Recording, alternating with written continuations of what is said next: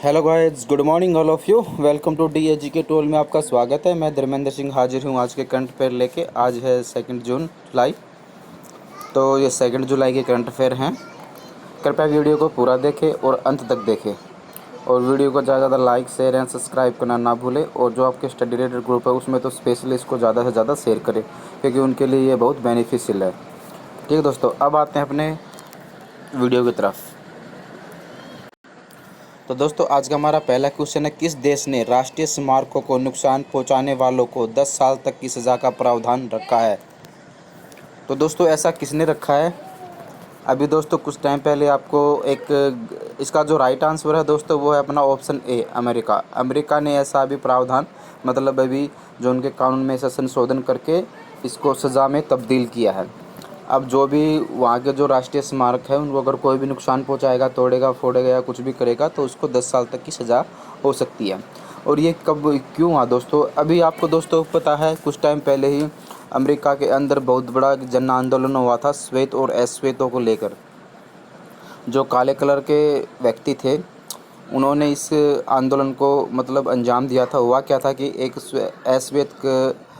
अश्वेत व्यक्ति था जो पुलिस कस्टडी के अंदर मारा गया था, और जिसमें पुलिस कस्टडी में जिस पर मारने का आरोप था वे श्वेत व्यक्ति थे।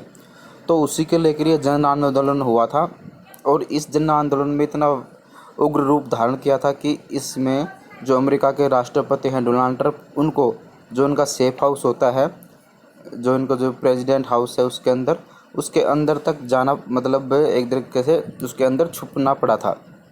इतना बहुत। और ये जो अश्वेत को लेकर जो आंदोलन था दोस्तों, ये अकेले अमेरिका तक ही सीमित नहीं था, ये ब्रिटेन, जर्मनी और भी जो यूरोपियन कंट्री है वहाँ तक भी ये बहुत ज़्यादा फैल गया था। ठीक है दोस्तों, तो उसी को देखते हुए क्या हुआ, डोनाल्ड ट्रंप ने ये अपना एक संशोधन मतलब ये कानून में संशोधन करके पारित कर दिया, और अब ये एक लॉ बन गया है। अब जो भी कोई जो वहाँ के स्मारक हैं उनको अगर नुकसान पहुँचाएगा तो उसको 10 साल तक की सज़ा हो जाएगी। अब बात है दोस्तों अमेरिका की। तो अमेरिका की कैपिटल क्या है? Washington DC. और यहाँ की जो प्रेसिडेंट तो आपको पता ही है, डोनाल्ड ट्रंप। ये तो सबको पता है, क्योंकि आजकल डोनाल्ड ट्रंप और जिनपिंग दो और अपने मोदी जी 2-3 लोग ही हैं जो ज़्यादा हाईलाइट में हैं, बाकी तो ऐसे ही चल रहे हैं। ठीक है दोस्तों, और यहाँ की जो करेंसी है वो डॉलर। ठीक है दोस्तों, अब आते हैं दोस्तों अपने क्वेश्चन नंबर 2 पे। किस राज्य सरकार ने प्रोजेक्ट प्लेटिना का शुभारंभ किया? तो दोस्तों, ये प्रोजेक्ट प्लेटिना क्या है, सबसे पहले ये समझते हैं। एक्चुअली ये एक प्लाज्मा थेरेपी सेंटर है जिसकी शुरुआत अभी की गई है। प्लाज्मा सेंटर थेरेपी क्या होती है दोस्तों, आपको पता होगा, तो आपको थोड़ा सा इसकी डिटेल में बताते हैं प्लाज्मा थेरेपी के बारे में। एक्चुअली प्लाज्मा थेरेपी में होता क्या है, जैसे कि कोई कोविड-19 का मरीज है और वो उससे ग्रस्त है, उसको दवाई दी गई है और वो रिकवर कर जाता है, अर्थात ठीक हो जाता है। तो क्या करते हैं, उसके शरीर में जो कोविड-19 है उसके अगेंस्ट लड़ने के लिए एंटीबॉडी बन जाते हैं। तो ये डॉक्टर क्या करते हैं, उसके शरीर से एंटीबॉडी लेके वो किसी दूसरे के शरीर में इंजेक्ट कर देते हैं, ताकि उसकी जो इम्यूनिटी पावर है वो स्ट्रॉन्ग हो सके और जो कोरोना वायरस है उसके अगेंस्ट लड़ सके और जल्दी से जल्दी रिकवर हो सके। तो यही है दोस्तों प्लाज्मा थेरेपी सेंटर। ये भी किसकी शुरुआत की है दोस्तों? अपना ऑप्शन ए, महाराष्ट्र सरकार ने इसकी भी शुरुआत की है। अब दोस्तों बात महाराष्ट्र की, तो महाराष्ट्र की कैपिटल क्या है? मुंबई। और यहाँ के जो चीफ मिनिस्टर हैं वो उद्धव ठाकरे, और यहाँ के जो गवर्नर है भगत सिंह कोश्यारी यहाँ के गवर्नर है। ठीक है दोस्तों, अब बात है अभी कुछ टाइम पहले ही दोस्तों जो बॉम्बे है उनके जो चीफ जस्टिस, जो बॉम्बे हाई कोर्ट है उसको जो चीफ जस्टिस बने थे वो थे दीपांकर दत्ता। यहाँ के दोस्तों कुछ पार्क भी बहुत अच्छे फेमस है। संजय गांधी पार्क है, गुगुमल नेशनल पार्क है, नेवेगावा नेशनल पार्क है। और दोस्तों भी कुछ टाइम पहले Shivaji in the south block, the uncertain history and proud, एक ये बुक लिखी गई थी। ये किसकी थी? ये महाराष्ट्र की हिस्ट्री पे बेस्ड थी, जो पृथ्वीराज चौहान है उसकी हिस्ट्री पे, मतलब उसकी हिस्ट्री पे बेस्ड थी। और इसको दोस्तों लिखा किसने था? ये लिखा था दोस्तों गिरीश कुबेर ने। ठीक है दोस्तों, और दोस्तों इंडिया का पहला ऐसा राज्य है ये मुंबई महाराष्ट्र राज्य है जो मुफ्त बीमा देने वाला है, अर्थात ये मुफ्त स्वास्थ्य बीमा प्रदान करने वाला पहला राज्य है इंडिया का। ठीक है दोस्तों, अब आते हैं दोस्तों अपने क्वेश्चन नंबर 3 पे। गुजरात के किस ज़िले में रेन वाटर हार्वेस्टिंग प्रोजेक्ट की स्थापना की है। एक्चुअली दोस्तों ये रेन वाटर हार्वेस्टिंग प्रोजेक्ट, पहले इसके बारे में समझते हैं ये होता क्या है रेन वाटर हार्वेस्टिंग। इसमें दोस्तों होता क्या है कि इसके अंदर जो बारिश होती है, जो बारिश का जो पानी होती है उसको स्टोर करके रखते हैं और उसको दोबारा से रिसाइकल के लिए यूज करते हैं। ठीक है दोस्तों, ये होता है हार्वेस्टिंग, रेन वाटर हार्वेस्टिंग। जो बारिश का पानी है वो बेकार ना जाए, उसको रिसाइकल करके दोबारा से पीने योग्य या किसी और चीज़ में मतलब उसको यूज़ किया जाता है। अब जो इसका राइट आंसर है दोस्तों वो अपना ऑप्शन ए बड़ौदा। तो बड़ोदरा में ये पहला रेन वाटर हार्वेस्टिंग जो प्रोजेक्ट है ये लॉन्च हुआ है अभी। ठीक, इसकी स्थापना की गई है। एक्चुअली इसमें क्या है दोस्तों, जो 1000 सरकारी स्कूलों में जो वर्षा का जल है उसको संचित करने के लिए यह रेन वाटर हार्वेस्टिंग की पहल की गई है, जिसे मतलब बनाया गया है।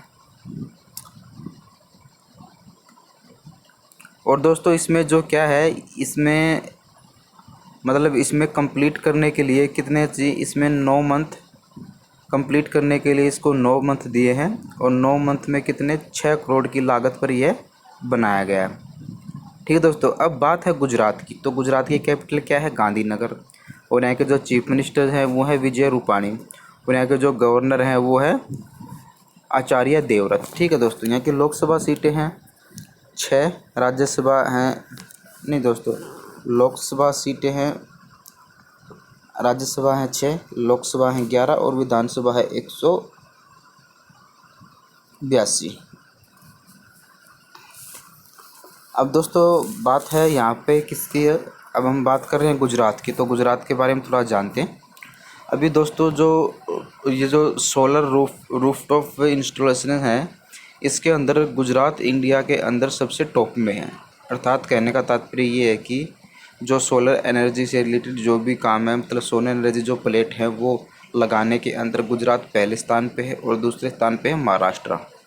ठीक दोस्तों, और अभी कुछ टाइम पहले ही दोस्तों जो गुजरात पुलिस थी उसने इंट्रोड्यूस किया था किससे, टेजर गन से। ये टेजर गन क्या होती है दोस्तों, एक्चुअली आपने देखा होगा कि पहले अभी कुछ टाइम मतलब जब ये जो धारा 370 जम्मू कश्मीर की नहीं हटी थी उससे पहले एक कुछ जैसे जो कश्मीर में जो पुलिसियों पर जो पत्थर मारते थे उनको जो प्लास्टिक के जो छर्रे टाइप की ना गन होती, जो प्लास्टिक की गोलियाँ निकलती, तो उस तरह की ये एक तरीके से गन है। बट इसमें प्लास्टिक की गोली नहीं थी, इसमें क्या है कि जो भी जिस व्यक्ति को मारेगा तो वो इलेक्ट्रिक शॉक लगेगा उसको।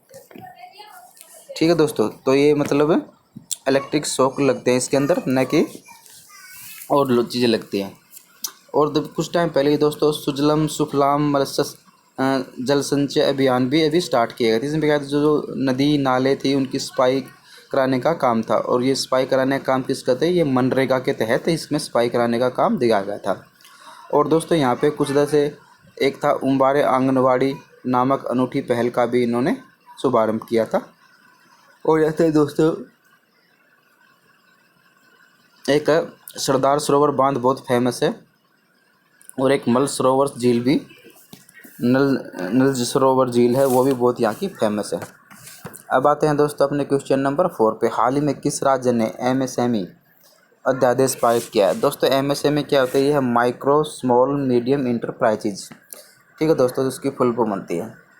तो इसको लेकर क्या अध्यादेश पास किया है दोस्तों, इसका जो राइट आंसर है दोस्तों वो अपना ऑप्शन ए असम। असम सरकार ने इसके प्रति एक अध्यादेश पास किया है। इसमें क्या है कि अगर असम में कोई भी MSME इंडस्ट्रीज लगेगी, अर्थात जो छोटे लघु सूक्ष्म मध्यम आकार के जो उद्योग धंधे वो लगेंगे, तो उससे क्या होगा, 3 साल तक किसी भी प्रकार की कोई परमिशन की आवश्यकता नहीं लेनी पड़ेगी। मतलब कि कोई परमिशन उसको लेने की आवश्यकता नहीं है, वो अपना बिजनेस चला सकता है आराम से। तो ये है दोस्तों MSME अध्यादेश। अब दोस्तों बात आसाम की है, तो आसाम की जो कैपिटल वो है दिसपुर, CM है S सोनोवाल और यहाँ के जो गवर्नर है जगदीश मुखी। ठीक है दोस्तों, और यहाँ की दोस्तों सबसे फेमस है काजीरंगा नेशनल पार्क। ये क्यों फेमस है, ये एक एक सींग का जो गैंडा है उसके लिए बहुत फेमस है। और दोस्तों बात एक सींग के गैंडे की, तो एक सींग का जो गैंडा है वो सबसे ज़्यादा कहाँ पाया जाता है, वो पाया जाता है दोस्तों वेस्ट बंगाल के अंदर। ठीक है, अब बात है यहाँ पे इसकी जो लोकसभा सीटें हैं दोस्तों 14, राज्यसभा 7 और विधानसभा 126 इसकी सीटें हैं। यहाँ पे दोस्तों मानस नेशनल पार्क भी बहुत फेमस है। ठीक है दोस्तों, ये दो चीज़ें यहाँ की बहुत फेमस है। अब आते हैं दोस्तों अपने क्वेश्चन नंबर 5 पे। किस राज्य सरकार ने वन विभाग ने भारत का पहला लाइकेन पार्क विकसित किया है? तो दोस्तों किस राज्य से मतलब इंडिया के किस राज्य ने पहला का जब पहला वर्ड आ जाता था तो वो दोस्तों एग्जाम के पॉइंट ऑफ व्यू से काफ़ी इंपॉर्टेंट हो जाता है कि कोई भी चीज़ पहली हो, चाहे वो वर्ड में हो चाहे इंडिया के अंदर, वो बहुत मतलब अब जानने के लिए बहुत ज़रूरी होता है। ये लाइकेन दोस्तों क्या होता है, इसको बोलते हैं दोस्तों कवक। जो कवक होते हैं ना, जो उसके कवक के पार्कों का मतलब विकास करने, एक्चुअली दोस्तों इसका जो राइट आंसर है वो अपना ऑप्शन ए। एक्चुअली जो कवक पार्क है ये प्रदूषण को काफ़ी हद तक कम करता है, इसमें बहुत बड़ा महत्वपूर्ण अच्छा रोल प्ले करता है। और ये बहुत सारे जो उत्तराखंड है दोस्तों, वहाँ पे जो हिमालय की जो ऊंचाई तक है 500 मीटर की ऊंचाई तक, वहाँ तक कवक बहुत ज़्यादा मात्रा में और अलग अलग वैरायटी के कवक पाए जाते हैं। तो इसलिए इसका ये जो कवक है लाइकेन पार्क, इसका उद्घाटन किया गया है। अब बात है दोस्तों किसकी, उत्तराखंड की। तो उत्तराखंड की कैपिटल क्या है, देहरादून। चीफ मिनिस्टर त्रिवेंद्र रावत और गवर्नर है बेबी रानी मौर्य। लोकसभा सीटें 5, राज्यसभा 3 और विधानसभा कितने 71 सीटें हैं यहाँ पे। ठीक है दोस्तों, और अभी बात दोस्तों यहाँ की है, तो क्या था अभी कुछ टाइम पहले ही इन्होंने उत्तराखंड ने कोरोना वायरस पोर्टल दृष्टि भी लॉन्च किया था। इसमें क्या थी, जो कोरोना वायरस से रिलेटेड जो आंकड़े थे उसकी सटीक जानकारी इसके अंदर मिलती थी। ठीक है दोस्तों, और अभी क्या था, इन्होंने एक रोजगार युवाओं के लिए एक होप पोर्टल भी लॉन्च किया था। होप पोर्टल का मतलब था कि हेल्प आउट पीपल एवरीवेयर। ठीक है दोस्तों, अब बात है अपने क्वेश्चन नंबर 6 पे। किस देश के साथ भारत ने 600 मेगावाट जल विद्युत परियोजना का समझौता किया? तो दोस्तों ये 600 मेगावाट की जो जल विद्युत परियोजना है, ये समझौता किया है दोस्तों इंडिया ने किसके साथ किया है, भूटान के साथ दोस्तों भी ये समझौता किया है।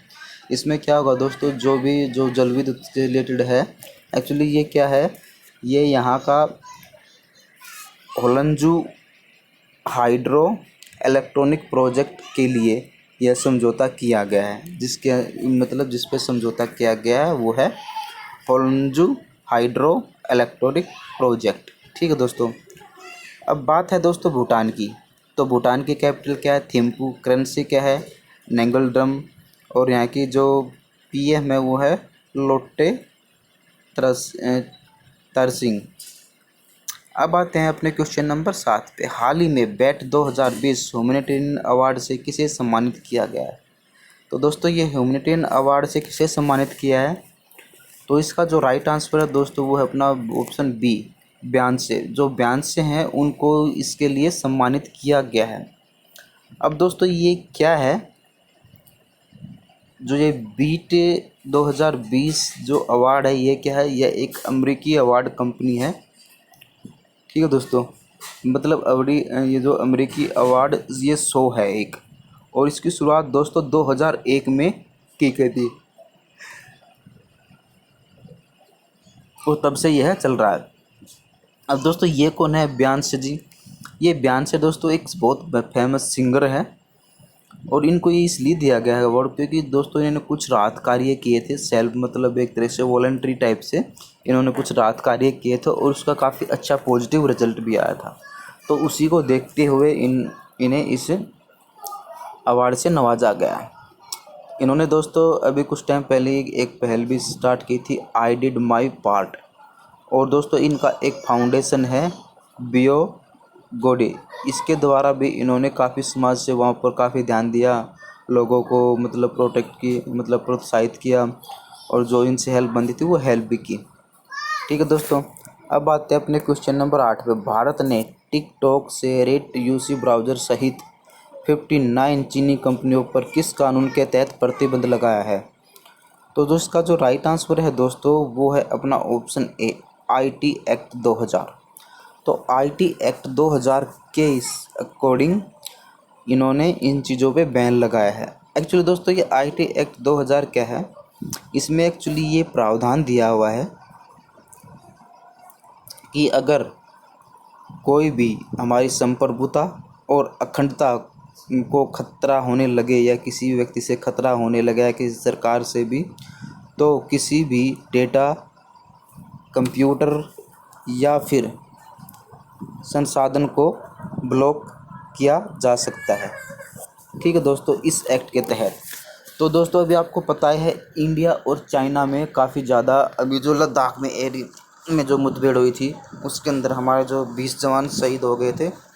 तो उसी को लेके क्या है, अभी इंडिया और चाइना में एक तरीके से कोल्ड वार चला हुआ है और अब इंडिया ने पूरी तरह से कमर कस ली है। अब इंडिया किसी भी मतलब मोर्चे पे कमज़ोर नहीं होना चाहता और वह चाइना को बता देना चाहता है कि हम अब लड़ाई के मूड में हैं। अर्थात कहने का तात्पर्य ये है कि अब हम, अगर तुम हमें छेड़ोगे तो हम पीछे नहीं हटने वाले, हम ईंट का जवाब पत्थर से देंगे।